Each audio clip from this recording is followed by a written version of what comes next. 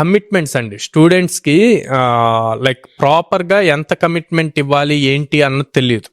Okay, obviously company వాళ్ళు stipend pay చేస్తున్నప్పుడు like ఇంత అమౌంట్ ఆఫ్ వర్క్ కంప్లీట్ చేయాలి, ఇన్ అవర్స్ వర్క్ చేయాలి వీక్లీ అని చెప్తారు.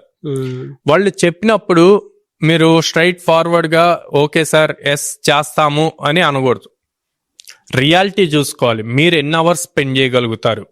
ఫర్ సపోజ్ ఇందాక నేను చెప్పినట్టు మండే టు ఫ్రైడే కాలేజ్కి స్పెండ్ చేసి సాటర్డే సండే ఇంటర్న్షిప్ స్పెండ్ చేశారనుకోండి, so daily like 6 hours spend చేశారనుకోండి, 12 hours వస్తుంది.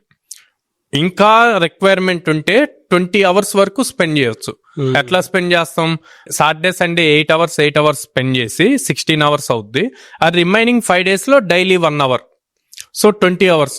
సో ఈ కమిట్మెంట్ క్లియర్గా ఉండాలి ఎవరికి, కంపెనీ వాళ్ళకి.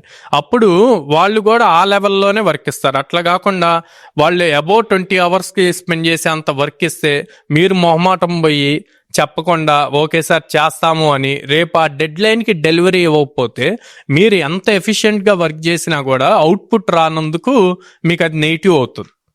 సో ఎప్పుడూ కూడా ఓవర్ కమిట్మెంట్ ఇవ్వకుండా ఉన్నదాన్ని ప్రాపర్గా ప్లాన్ చేసుకొని డెడ్ లైన్స్ ప్రాపర్గా మీట్ అవుతూ అవుట్పుట్ వచ్చే రిజల్ట్ వచ్చే ఓరియంటెడ్గా మీరు బిల్డ్ చేసుకోవాలి. అప్పుడు మీకు బోత్ ఇటు బీటెక్ ఆర్ డిగ్రీ చదివే వాళ్ళకి రెగ్యులర్ డిగ్రీ కంప్లీట్ అవుతుంటుంది, ఇటు రియల్ టైమ్ ఎక్స్పీరియన్స్ వస్తుంది. ఇది మొత్తం కలిపితే మీకు రేపొద్దున ఫుల్ టైం అప్పుడు ఈజీగా జాబ్స్ క్రాక్ అవుతాయి.